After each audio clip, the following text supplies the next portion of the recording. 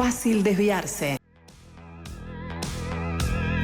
El Partido Independiente es el único del sistema político que repite su fórmula en este 2024.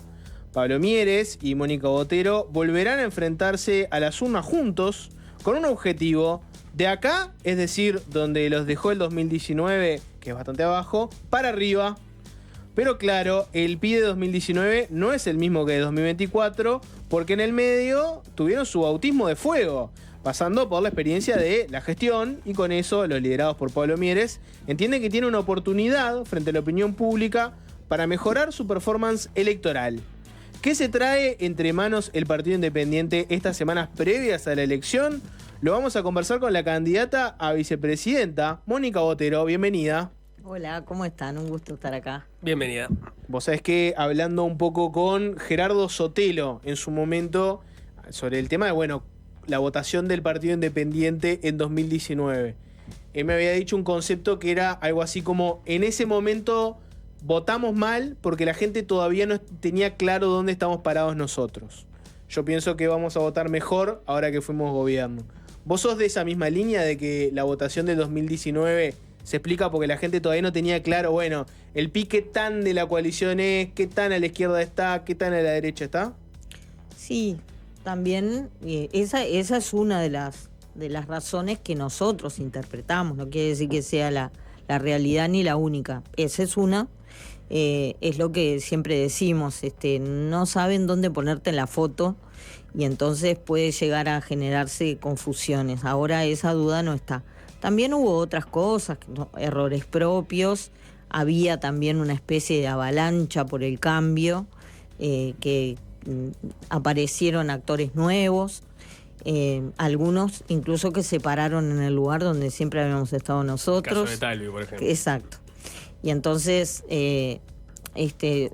fue difícil.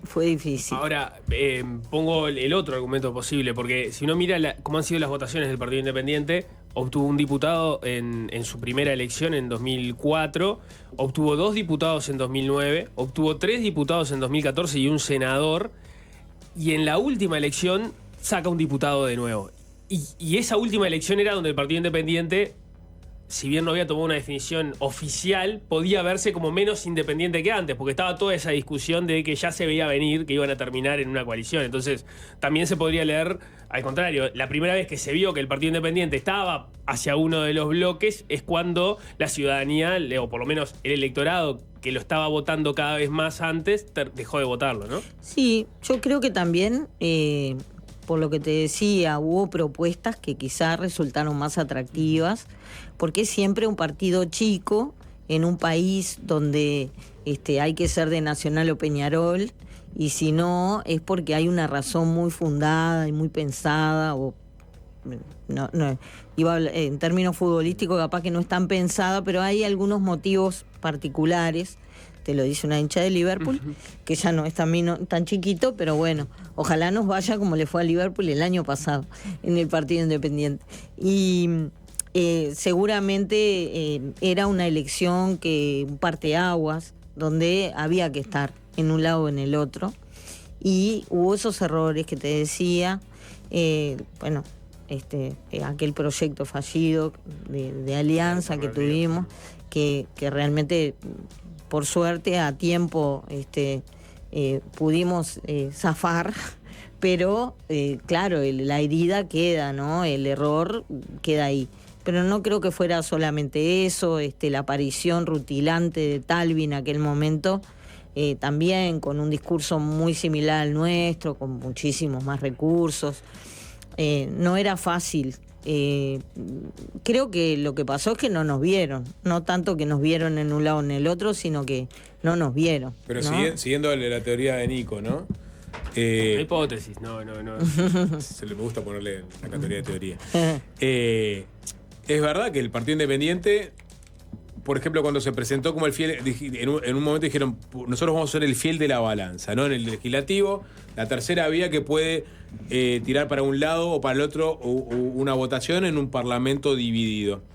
Y ahí, digamos, tuvieron, no un éxito electoral, pero mejor que la última elección, ¿no? O sea, Capaz que la ciudadanía también los elegía justamente por eso, porque ustedes se juegan el partido en octubre, y en octubre ustedes pueden ser, en un parlamento polarizado en dos, pueden ser los que inclinen para un lado o para el otro decisiones trascendentes a nivel legislativo.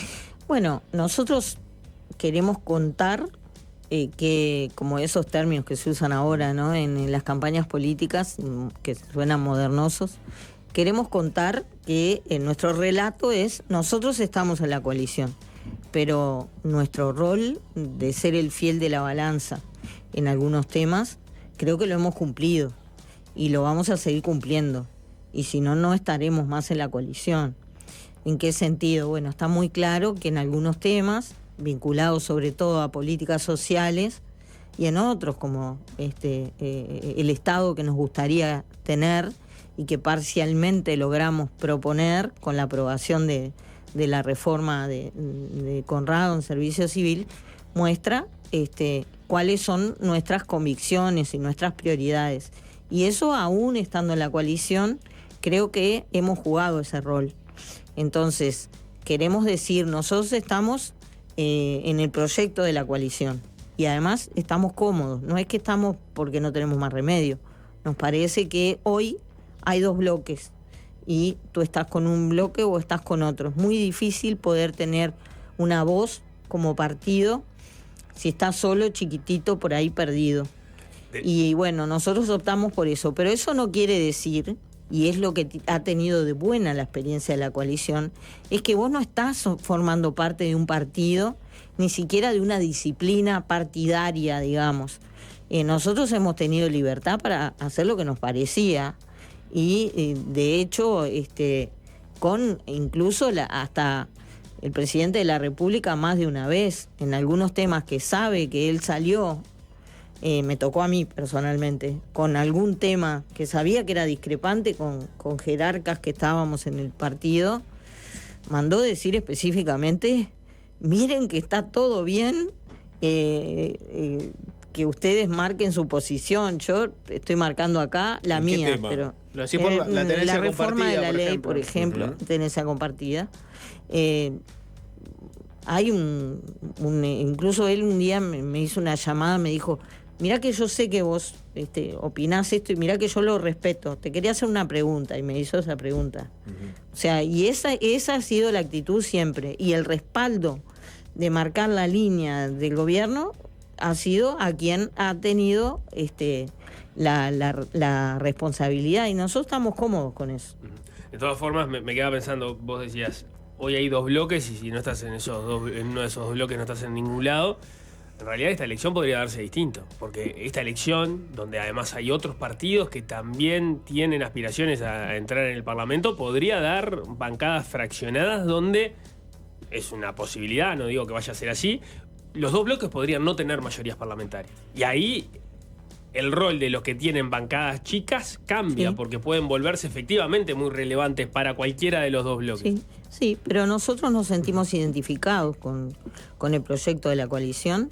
Nos parece que además hay cosas que quedaron por hacer, que nosotros lideramos, como la reforma de la seguridad social, por ejemplo, y otras, la reforma del Estado también.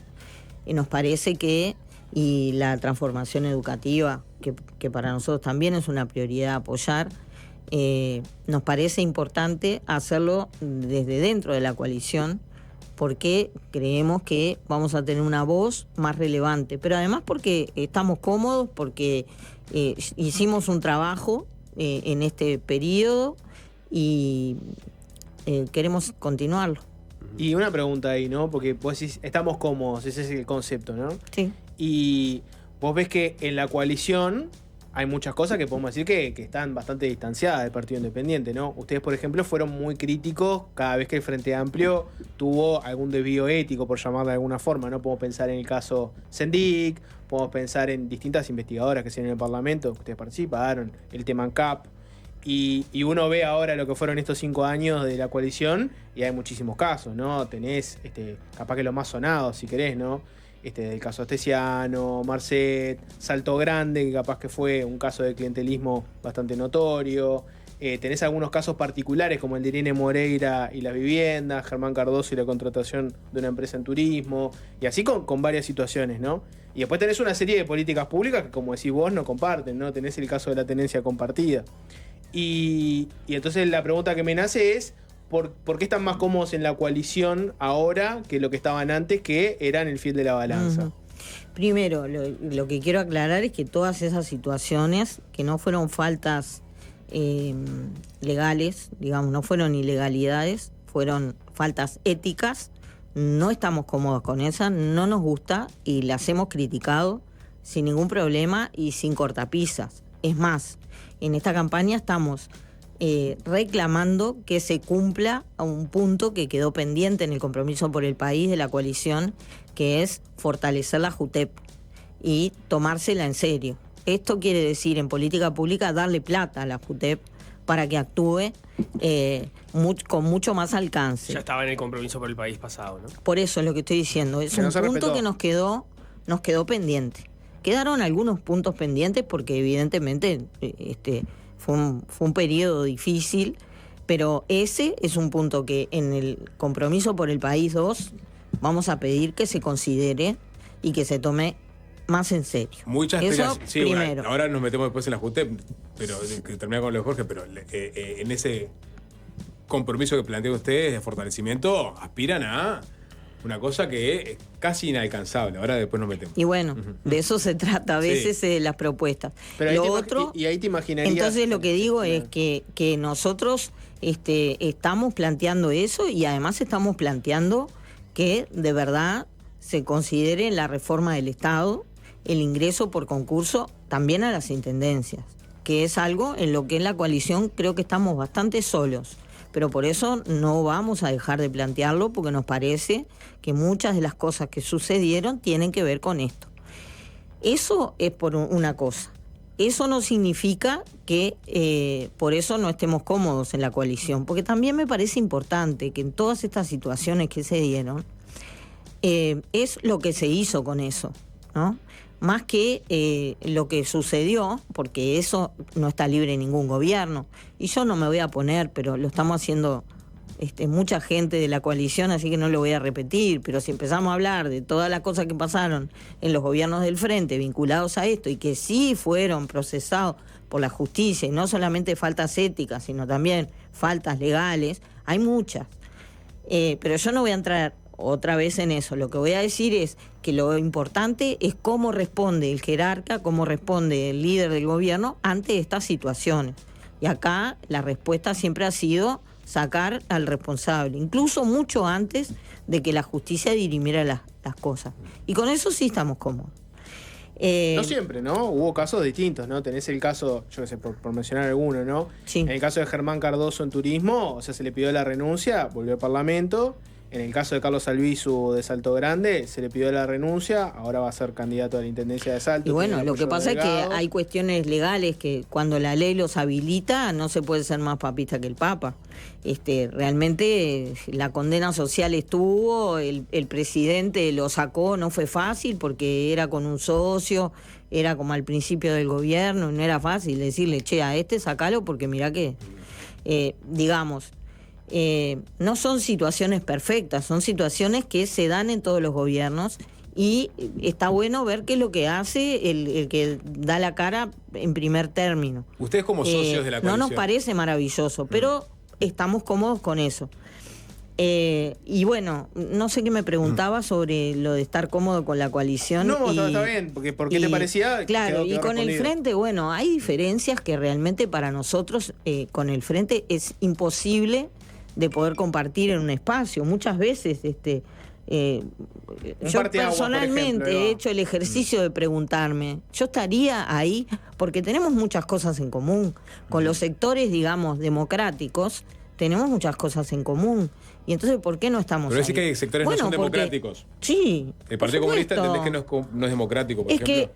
que a vos te parece Digo que porque proponer... es una buena discusión. Incluso el Claro. Cabildo Abierto no quiso participar de la celebración por los 100 años del Partido Comunista Uruguayo. Entre otras cosas porque entendía lo mismo que plantea Botero. Ahora, el Partido Comunista tiene hacia afuera comunicaciones que perfectamente le permiten a una Mónica Botero pensar, bueno, está, es endeble en sus convicciones democráticas. Ahora, ¿ha participado del juego democrático Totalmente. institucional uruguayo? Totalmente. Desde que lo conozco. Sí, sí. Yo participé, era históricamente. periodista, soy tan vieja que era periodista en el proceso de salida de la democracia, ¿no? De la dictadura y de conquista de la democracia.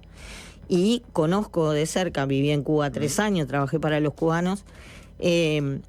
Después, incluso cuando empezó la democracia acá, que la discusión era si la estrategia del partido iba a ser sumarse al proceso democrático. O sea, siempre es una estrategia para llegar al poder. La convicción democrática está brava. El horizonte es el La debo un socialismo en el poco. camino. Lo mismo pasó con el MLN, ¿no? No hay que olvidarse que ellos al principio lo miraban medio raro al proceso y recién en el segundo periodo decidieron sumarse porque veían que por ahí podían ganar el poder. Pensá, Yo no me olvido de eso. perdón, A mí eso me patea el hígado, igual que me patea el hígado el tema de los militares. Todo me patea el hígado. Pero eso también me patea el hígado y en el relato está muy poquito puesto ese tema. Ellos han respetado las reglas democráticas, por supuesto. Ahora, cuando vienen con un discurso de que son tan demócratas y víctimas de la dictadura, que lo fueron, también me planteo qué es lo que quiénes son sus amigos y quiénes son con los que ellos tienen simpatía en el mundo. A mí me interesa mirar el mundo. No me va a llegarte para el otro lado, que es, bueno, ustedes están aliados en este momento con Cabildo Abierto, que tiene algunas expresiones que de alguna forma reivindican el golpe, porque sí ha sucedido. O sea, tenés, en ese sentido tenés de los dos lados. Ahora, pero yo no estoy en Cabildo Abierto. En cambio, si vos te pasás del otro lado, bueno, pero estás tenés que ser del frente.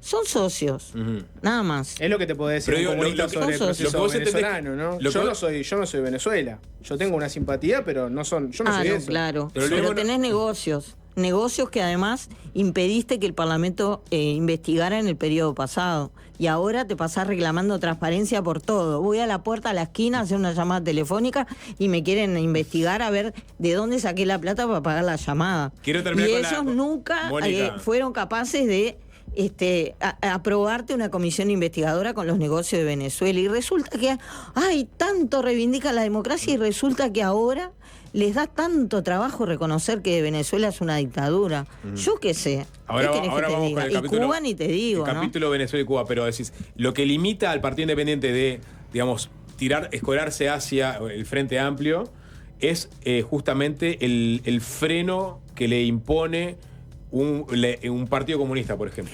Bueno, el Partido Independiente se formó con dirigentes que se fueron del frente 2 veces, porque realmente vieron que era imposible construir un proyecto democrático en esa fuerza política.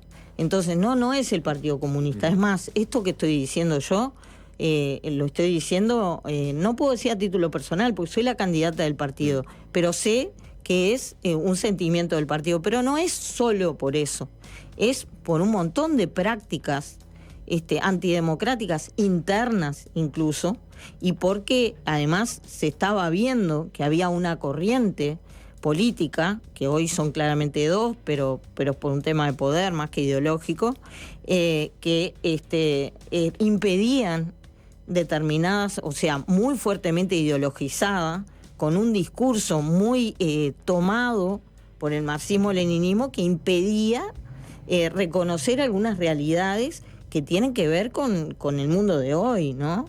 Y que tienen que ver con el respeto a determinadas situaciones, y que el mundo nos ha demostrado que están recontra obsoletas. Y eso es el conjunto de razones por las cuales los dirigentes que fundaron el Partido Independiente en 2002 se fueron 2 veces del frente. No, me queda la duda ahí de si no es muy parecido al caso de Cabildo Abierto, como decís vos. Yo que sé, pienso, tenés a Domenech, por ejemplo, que fue un abogado sumariante de la dictadura. O sea, durante el proceso militar, él se dedicaba a hacerle sumarios a docentes, dependiendo de las clases que daban. Tenés a Añez Salinas, que es una persona que dijo que cuando hubo un plebiscito para ver si seguía la dictadura o no, él votó a favor. Y yo no creo que vos me dijeras dudo de sus convicciones democráticas, o los dudás. No me hagas pronunciarme sobre eso porque capaz que te digo que sí.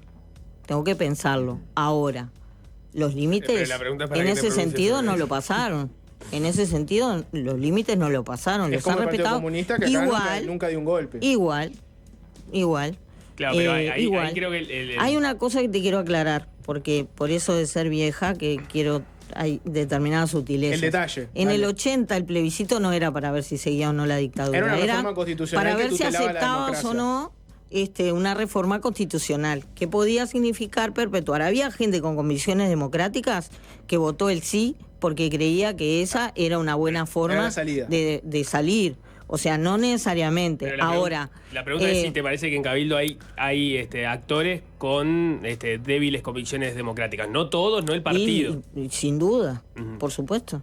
Y entonces Ahora, ahí, porque una mientras cosa es los argumentos para decir Lo que no estoy pasa- en el bloque del Frente Amplio. y lo que Ahora, pasa que sumarte si al vos otro vas al- bloque que tiene el mismo problema, según Si tu vos mirada, vas al frente, sos parte de ese partido.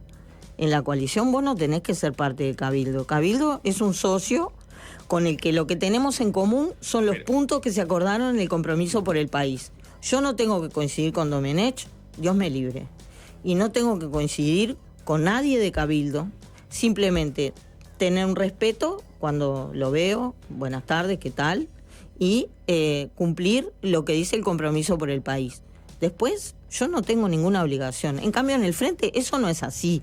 Vos sabés que en el frente, si no vas y seguís No, a la está- corriente principal, está la opción del no te va tercerismo, bien. No te va bien. Pero está la opción de no adherir a ninguno de los dos bloques porque se entiende que en los bloques... No.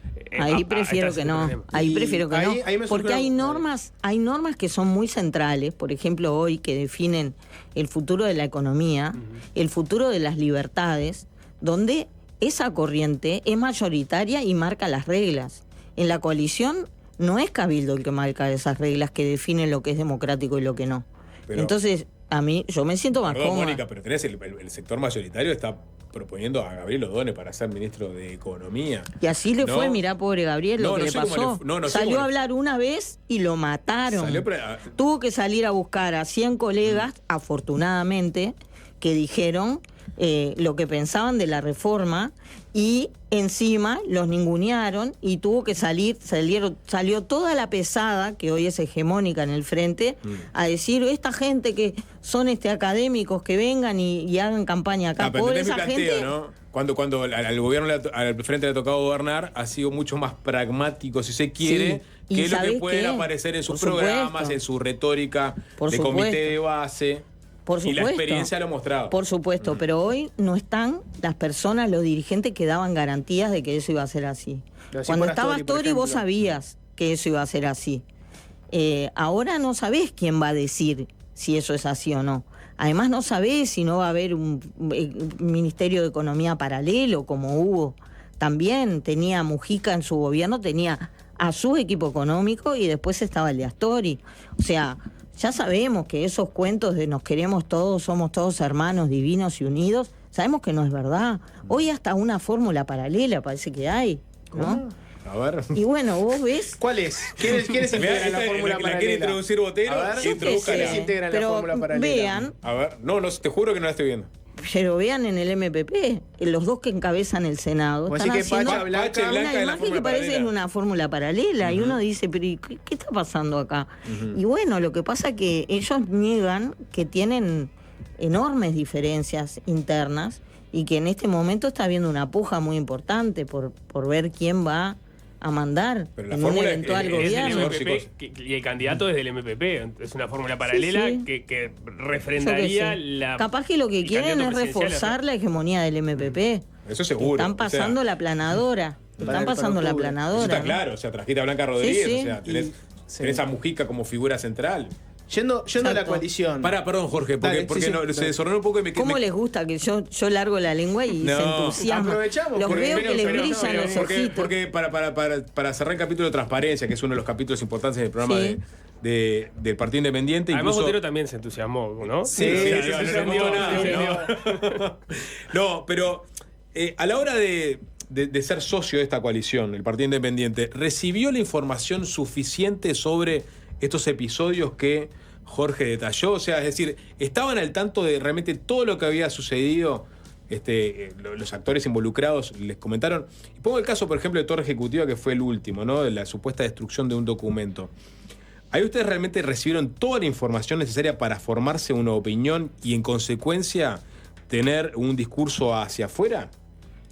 No, ni tampoco la pedimos. No teníamos nada que ver con eso. Fue una cuestión que involucró a la presidencia. Y por supuesto confiamos en la decisión que tomó el presidente, que es con quien el ministro Mieres, que es nuestro principal referente, se comunicaba. Bueno, que no tiene nada que ver en el sentido de eso. Es un episodio que de alguna forma salpicó a la coalición, porque incluyó la destitución de ministros y subsecretarios. Es decir, afectó al Ejecutivo, del cual el Partido Independiente es parte. O sea, fue lo que hizo el presidente y lo súper respaldamos. O sea que no les interesa tener, digamos, la historia al detalle. Sí, por supuesto, pero la tendremos. Pero... ¿Se le mintió al Parlamento? ¿Cómo? ¿Se le mintió al Parlamento? ¿El Partido Independiente piensa que se le mintió al Parlamento? Y bueno, nosotros pensamos que no. Somos parte del gobierno. Si pensáramos que sí, nos iríamos. Pero tampoco tenemos elementos. Tampoco tenemos elementos. No nos pusimos a investigar. Bueno, para eso, la información que se recibió fue la información que se recibió. Y acá se tomó la decisión de sacar a los ministros que estaban involucrados y a los subsecretarios. Bueno, es lo que había que hacer. ¿Y eso por qué no lo investigaron? Es que nosotros no tenemos ese rol. Eso además pasó a la justicia. Lo que la justicia decida se va a respaldar. La justicia ahora decidió archivarlo esto. Podés hacer un pedido de informe, una comisión, llamar al propio de la calle, preguntarle, ¿y qué pasó? Contame todo. No sé, ¿eso no se hizo en el Partido Independiente? Es que no es nuestro rol. Ese no es nuestro rol. Nosotros nos importó que el presidente tomara cartas en el asunto y sacara a quien tenía que sacar. Bien, cerrando el capítulo de transparencia entonces. No, estaba la JUTEP y el Tribunal de Cuentas también, que en el programa lo ponen. Claro. La JUTEP dicen, se propone que pueda realizarse un análisis y auditoría de los contenidos de las declaraciones juradas de los funcionarios públicos. A la JUTEP le cuesta enormemente, digamos, hacer un análisis caso a caso, y ustedes acá proponen ir por todo. Y bueno, ¿cómo se llega casi de la nada al todo? Bueno, para eso hay que poner plata y capacitación.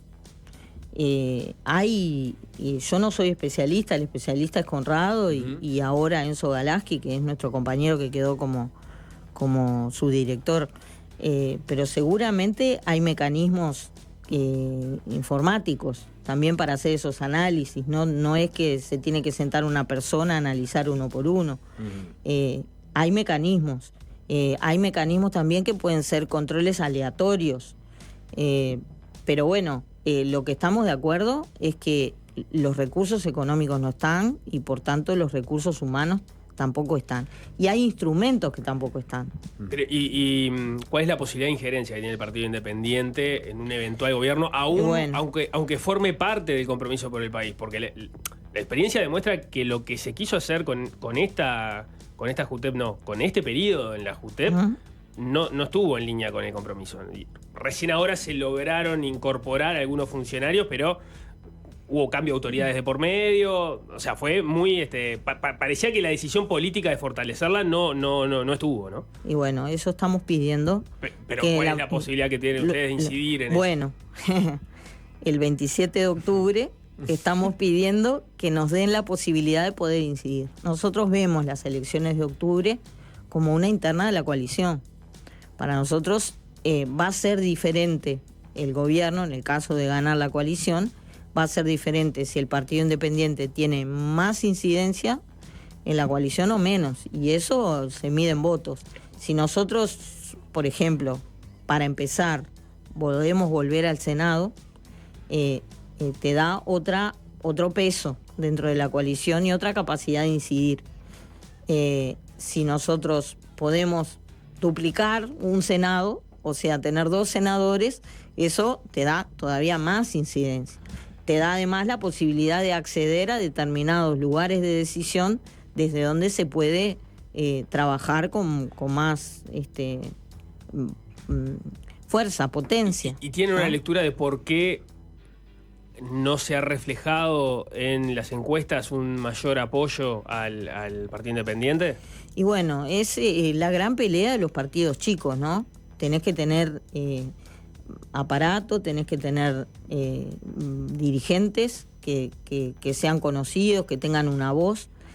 Y a veces también tenés que tener poder capaz que dar determinados titulares sobre lo que vas a hacer, que nosotros capaz que no nos sentimos tan cómodos en eso. Para nosotros la realidad es bastante más compleja y más gris del blanco o el negro. Incluso nosotros reivindicamos que somos tibios. A todos nos gusta la tibieza, ¿verdad? El agua tibia, tomar la sopa tibia, tomar el té tibio. Pero después resulta que... mate tibio no. Bueno, pero tampoco te podés quemar, ni tomarlo frío. Entonces, nosotros somos tibios en la medida en que decimos, esto no es así o así, ¿no? Mira que hay cosas que están buenas de acá y hay cosas que están buenas de acá, y la realidad es más compleja que decir blanco y negro. Entonces, a veces esa voz en el medio, que es la socialdemocracia pura y dura, que es en donde estuvimos siempre y donde no nos movimos de ahí. La socialdemocracia es esa cosa como que en una de esas tiene la mejor de los dos mundos, pero entonces al que está para Nacional y Peñarol le cuesta. Entiendo ese análisis, pero pongo dos peros ahí. Es verdad que por ejemplo, evitando máximas populistas es más fácil, es más difícil llegar al electorado, ¿no? O sea, si no vas con titulares y vas con... Sí. Ahora, el Partido Independiente tuvo como plataforma lugares de gestión que no había tenido en otros lugares. Y eso tampoco se ha reflejado ahora en las encuestas. Eso por un lado. Y segundo, el argumento del 2019, que el partido termina votando menos porque no estaba Talvi, ya no corre tanto en esta elección, porque está Andrés Ojeda, pero tiene características diferentes.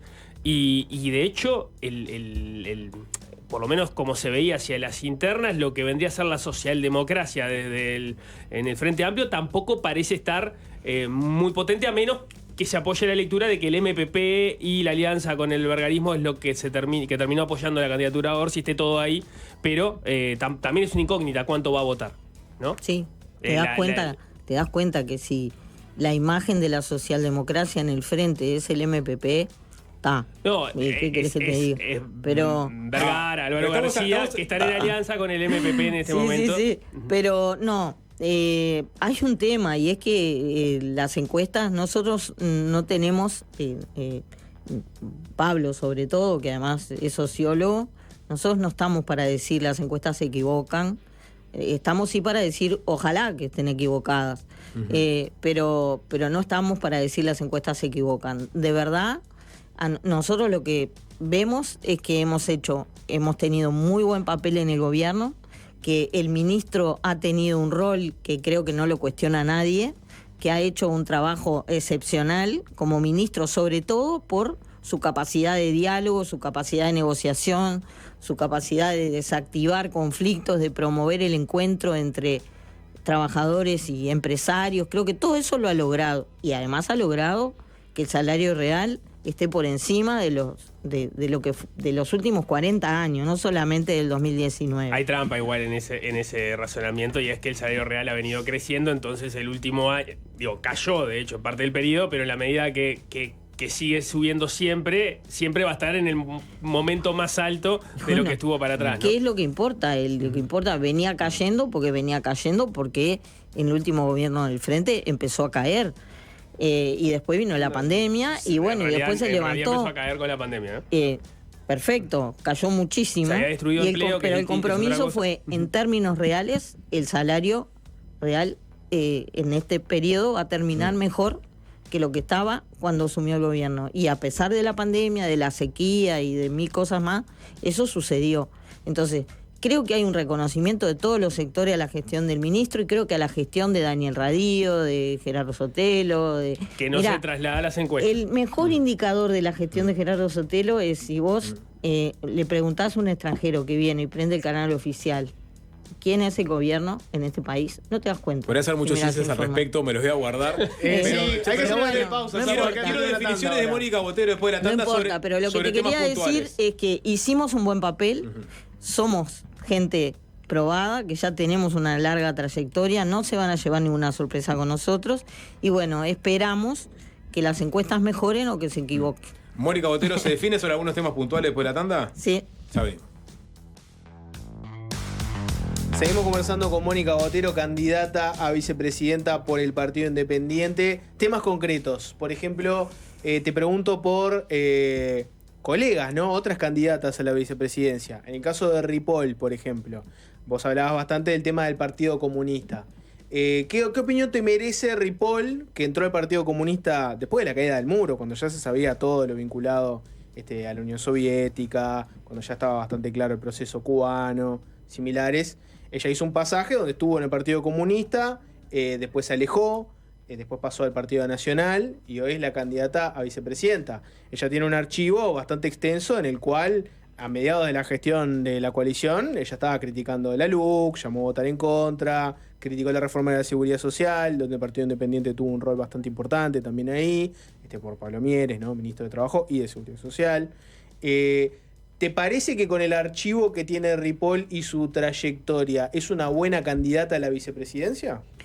Y bueno, yo no puedo opinar de eso porque es ponerme de opinóloga con otros partidos y con una colega, digamos, candidata también.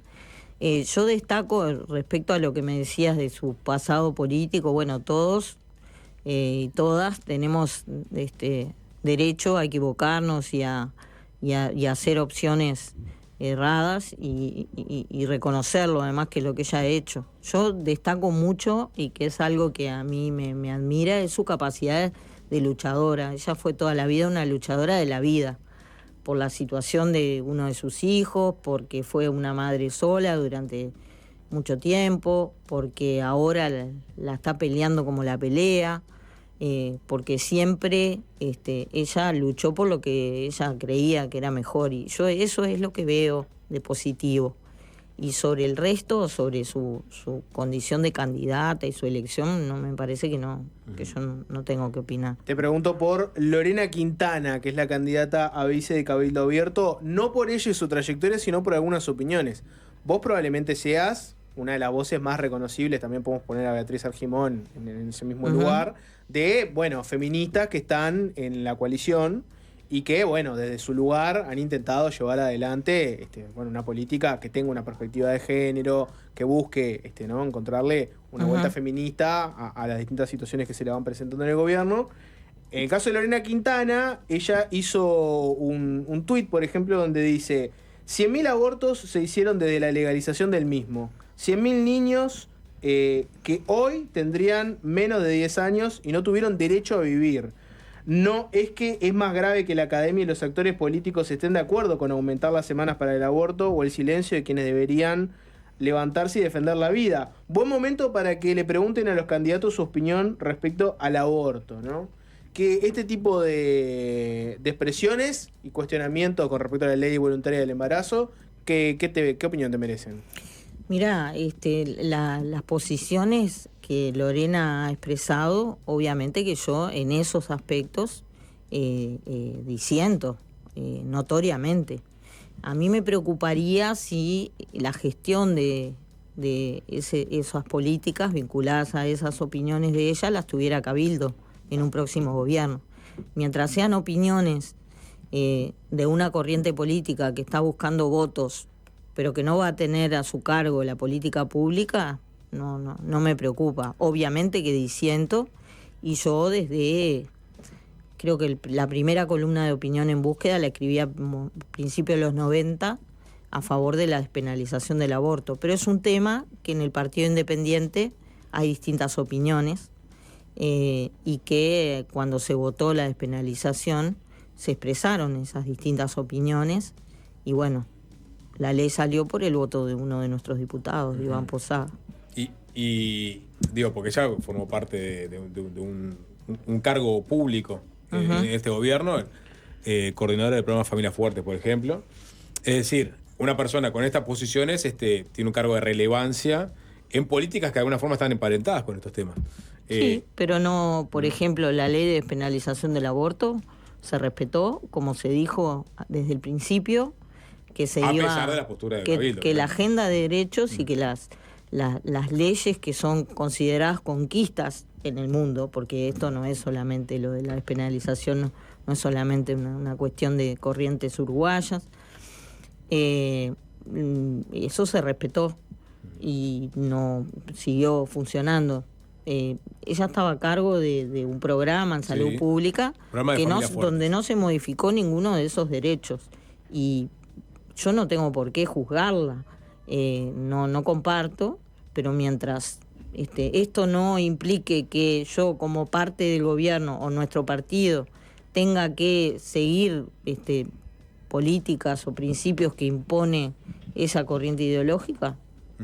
A donde quería llegar es, Cabildo Abierto tuvo injerencia importante en el Ministerio de Salud Pública, donde se define este tipo, o sea, o se acciona sobre estas políticas, ¿no? Pero no tuvo consecuencias. Y claramente no hubo consecuencias y no hubo políticas antiabortivas. Ahora, ¿vos pensás que es el mejor partido para delegarle estas funciones, tratándose de temas que vos entendés son sensibles? Sí, capaz que la Rectoría en Salud Pública se demostró que la gestión del ministro Salinas fue muy buena en la gestión de la salud en el momento peor del mundo. Por lo tanto, nosotros como partido también estamos muy reconocidos con la gestión del ministro Salinas. De hecho, cuando se hizo un acto de homenaje de despedida a Pablo Mieres como ministro de Trabajo y como miembro del gobierno, quien estaba allí era Daniel Salinas, como para testimoniar aquellos momentos más difíciles por los que pasó el gobierno y agradecerle. Por lo tanto, evidentemente, como administrador del sistema de salud, resultó muy buen ministro. Lo demás, yo no soy quien va a juzgar, tampoco soy una gran especialista en el tema, pero no se han tocado los derechos conquistados y la gestión del ministro Salinas fue muy buena. Porque el salud...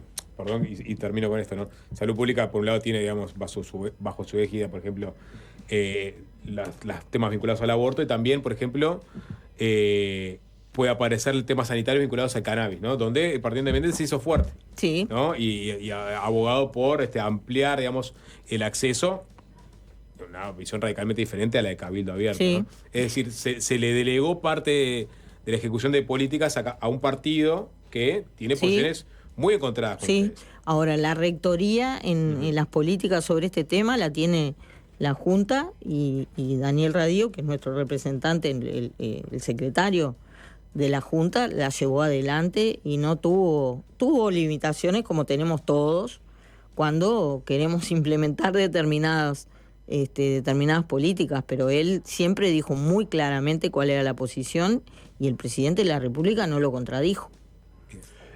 Quiero volver un poco al programa del Partido Independiente. En la parte de infancia asumen el compromiso de bajar la pobreza infantil al 50% en los próximos 5 años. Da la impresión de que hay bastante consenso entre todos los partidos en hacer inversiones fuertes en ese sentido.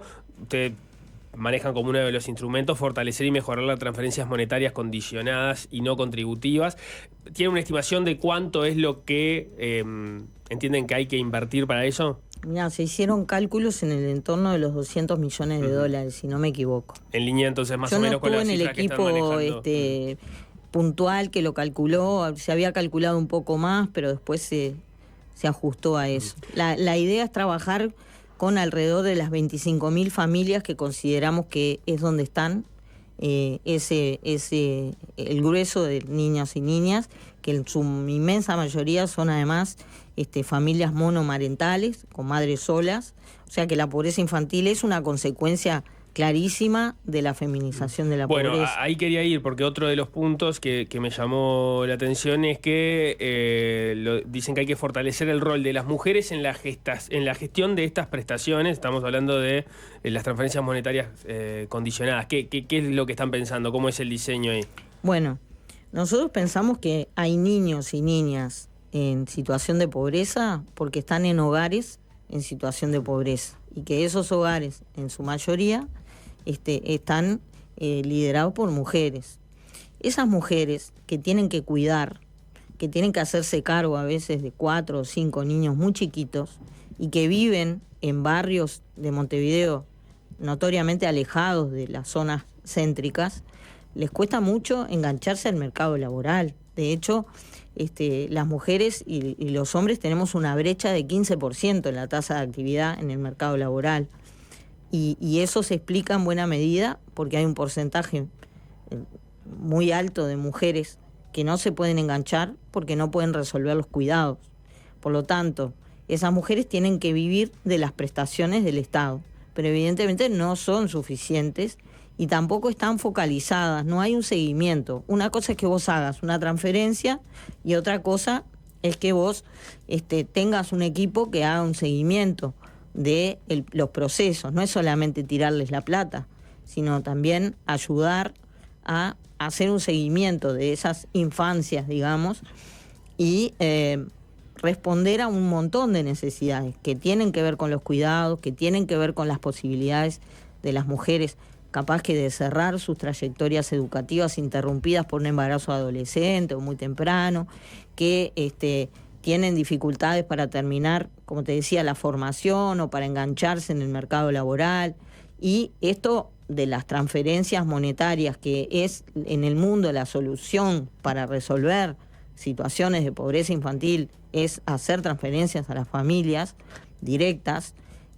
También es importante ese acompañamiento y políticas complementarias para fortalecer a esas mujeres en un país donde nacen cada vez menos niños y donde los que nacen justamente en esos sectores socioeconómicos, ¿no? Entonces, la idea es generar una política integral, focalizada, pues al estar hablando de 25.000 familias para una política pública, no puede ser que no sea posible concretarlo. Se requieren transferencias monetarias. Ahora, el sacrificio que le pedimos a la ciudadanía para hacer la reforma de la seguridad social y ahorrarnos ese déficit fiscal tremendo, ahorramos menos de lo que queríamos ahorrar, pero cerrar un poquito ese agujero, que es ese agujero negro donde economía está tirando plata continuamente, no tirando, digo, poniendo ahí, ¿no? Para llenar las necesidades que hay para cubrir la seguridad social. Ese sacrificio que implica una especie de ajuste generacional que implica la reforma, tiene que poder usarse para resolver esto otro. La pobreza infantil está en el 18% y la de las personas mayores está en el 2 y poquito. Entonces ahí hay un ajuste generacional que es lo que se pretendió hacer. Entonces cuando dicen ¿de dónde van a sacar la plata? Bueno, de esos ahorros que pretendimos hacer con la reforma de la seguridad social, creemos que tenemos derecho a usar esta otra plata para resolver este otro problema que es gravísimo, porque resolviendo la pobreza infantil, vos estás resolviendo también cuestiones de seguridad a mediano plazo, porque esos chiquilines te van a crecer alimentados, asistiendo a su centro educativo, etcétera. Hay un diagnóstico extendido de que sí, obviamente, y es de sentido común. Etcétera. Una cortita sobre esa. Hay que dejar de pedir una contraprestación a los beneficiarios de asignaciones familiares, es decir, si no mandas a tu hijo a la escuela, no te la doy. Yo creo que con este seguimiento que se haría casi personalizado, sería innecesario. Ahora, hoy en este momento es importante, capaz que hay que ajustarlo eso, porque muchas veces la certificación de la contraprestación se pide en agosto, ¿no? Cuando ya pasó la mitad del año y está avanzado. En una de esas hay que ver cómo se hace esa fiscalización de otra manera, de una manera que sea estimulante para que el chiquilín no deje de ir al centro educativo. A ver ¿no? si se pronunció y dijo, sí, hay que cortar, no hay que pedir más contraprestación. Bueno, si hay un equipo de seguimiento, bárbaro. Tampoco podés estar tirando plata sin verificar si hay alguna obligación. Los derechos tienen que venir también garantizados, ¿no? Por cumplimiento de obligaciones, aunque sean mínimas. Bien. Cerramos por acá, Mónica Botero. Bueno, muchas gracias. Capaz que tenemos una más antes de octubre. Dale, yo encantada. Y si se da el milagro, antes de noviembre. ¡Fua! Ahí, ni te digo. Qué buena, Gracias, Fácil desviarse.